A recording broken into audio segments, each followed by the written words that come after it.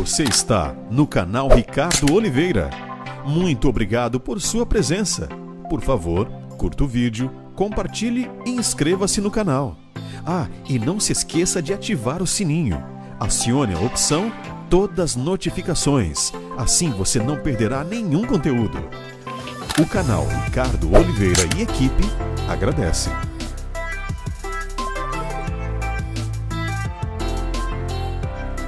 Curso de homilética do professor Leandro Quadros. Peça já o seu. E aguarda esse mundo. Esse país, que é o país da liberdade, Land of Freedom, em breve se tornará o país dos perseguidores.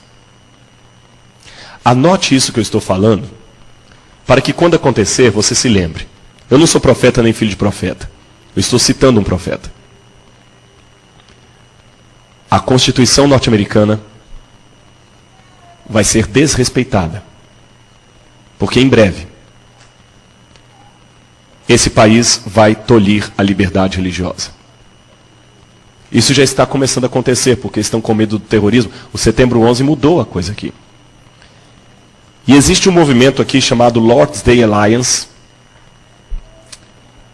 que pretende tornar as Blue Law, as leis dominicais estaduais, em uma National Sunday Law, em uma lei de todo o país. Desde os anos 70, Edward Kennedy já havia proposto no Senado desse país um projeto de lei número 94.163, solicitando ao Congresso que votasse uma lei tornando nacional as leis dominicais estaduais, que muitos estados têm, inclusive Massachusetts. Alguns são mais rigorosos, outros não. Só que nós temos um problema quando isso acontecer. A Bíblia manda que guardemos o 7º dia, que é o sábado do Senhor nosso Deus. Roma acabou de expedir uma carta apostólica chamada Dies Domini, conclamando a todos os cristãos que peçam às autoridades para tornarem o domingo um holiday oficial, um dia de guarda oficial.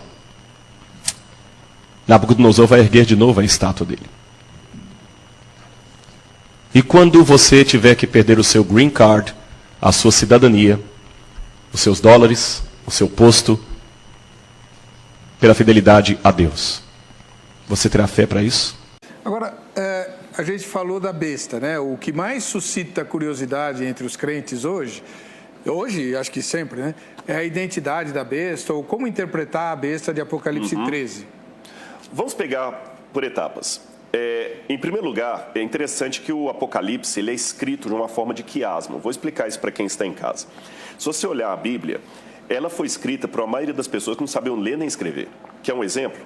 No Apocalipse fala assim, quem tiver a Bíblia, abra comigo aqui, por gentileza, e pode ver o que está escrito em Apocalipse, capítulo 1, versículo 3.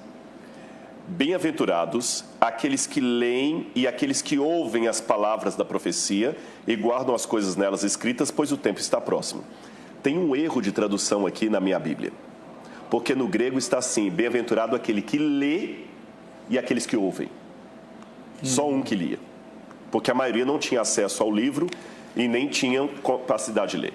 É por isso que os comentaristas falam que o Apocalipse era lido em voz alta. Lido em voz alta e lido com técnicas de memorização, mnemotécnica. E a mnemotécnica na época bíblica usava, por exemplo, a poesia. É como se eu poesia na Bíblia não é rima.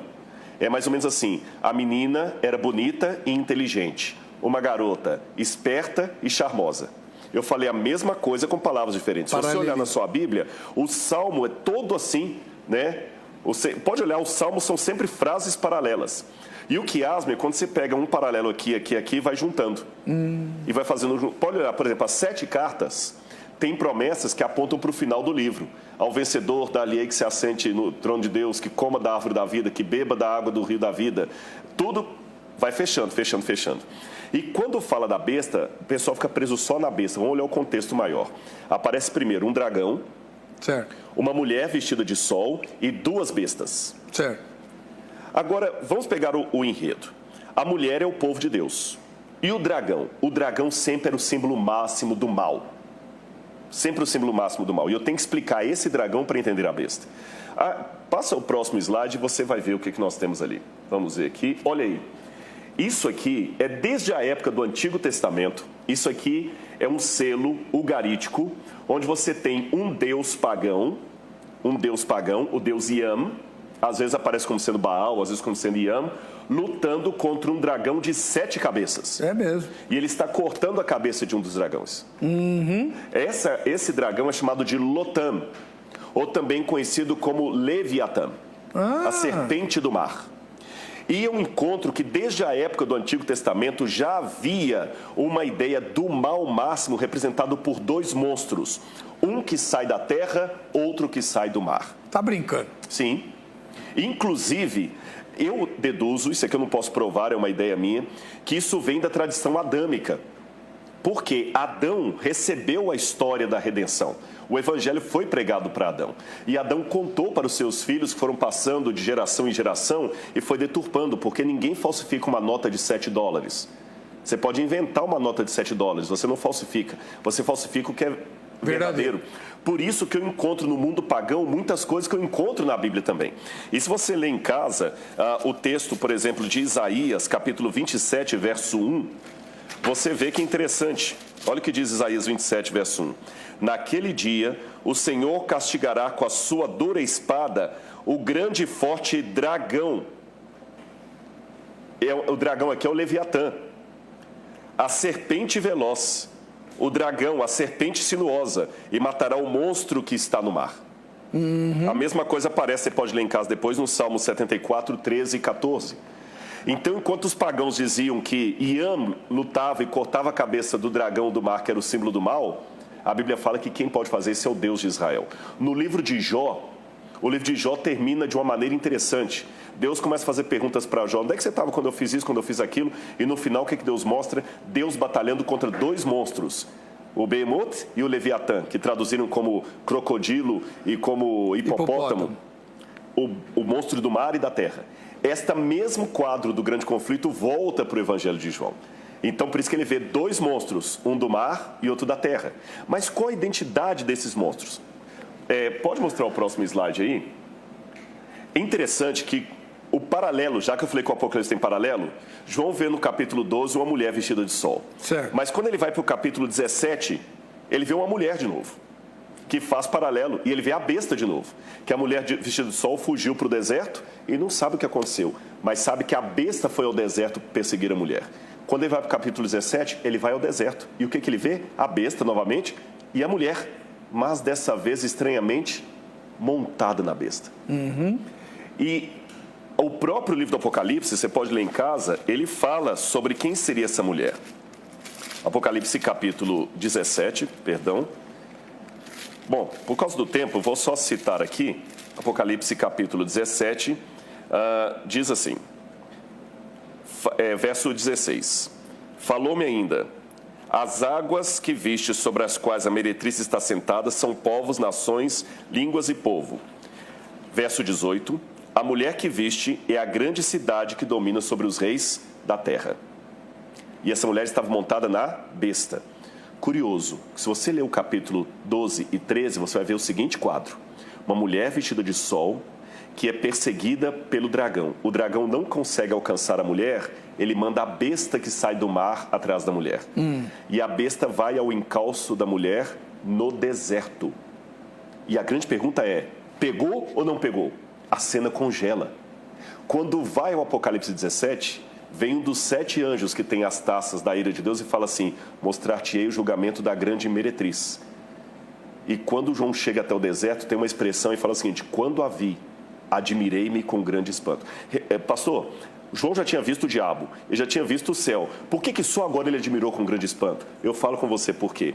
Porque a mulher que ele viu vestida de sol pura, com a coroa das 12 estrelas, agora ele vê a mesma mulher montada numa besta escarlata, repleta com o sangue das testemunhas de Cristo.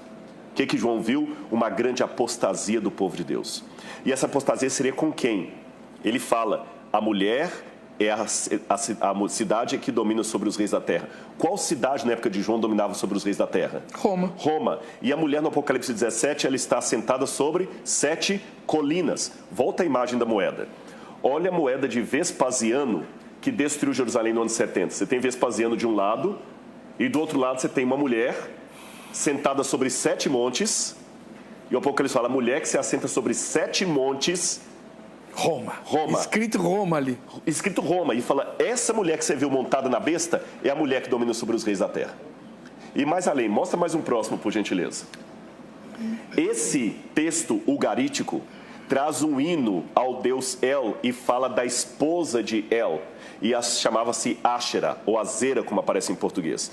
Áshera, ou Azera, vou mostrar a foto dela para vocês, era a divindade, pode mostrar a próxima, era a divindade pagã que o povo de Israel mais cultuava nos momentos de idolatria e apostasia. Eles sempre corriam para essa mulher, tá vendo ela segurando os peitos? Sim. Mas nota que ela não tem pés. Não. Por quê? A Azera, ou Áshera, ela não tinha pés para andar, ela precisava se locomover. Próximo slide.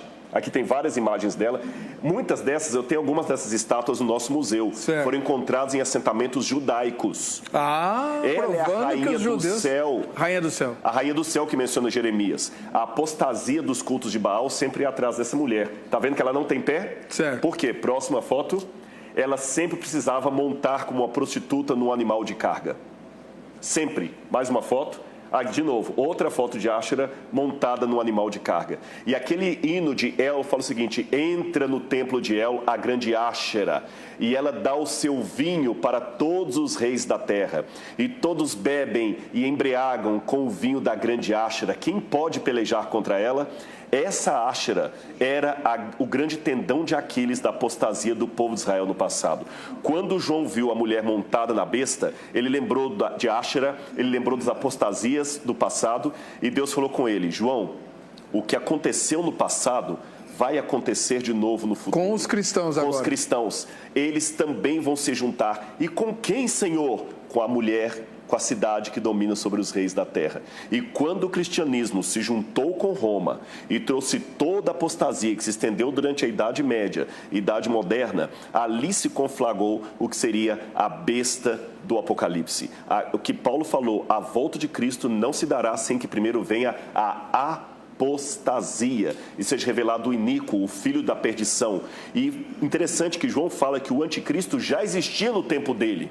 Então esse negócio de ficar buscando anticristo hoje, vários, né? Isso é modismo de Hal Lindsey. Porque o anticristo existia. E qual anticristo existia lá? Roma. E você vê como eu falo assim, a besta que vira, ela era, não é e virá a ser. Porque era na época de João, ficou um tempo adormecida e vai voltou voltar a ser. Ou seja, a besta do Apocalipse é o Império Romano que voltou cristianizado para enganar as pessoas com o vinho da sua devassidão. É só ler o Apocalipse dentro do contexto. Adquira também o curso de homilética do professor Leandro Quadros e aprenda técnicas de como pregar e dar estudos bíblicos com mais eficiência e de uma maneira a impactar a vida das pessoas. Prepare-se e prepare a sua igreja para proclamar o Evangelho de maneira sólida. Perguntas complexas, simplificadas e curso de homilética do professor Leandro Quadros. Peça já o seu. Ricardo Oliveira, proclamando as boas novas do reino. Lembre-se, a verdade sempre vence.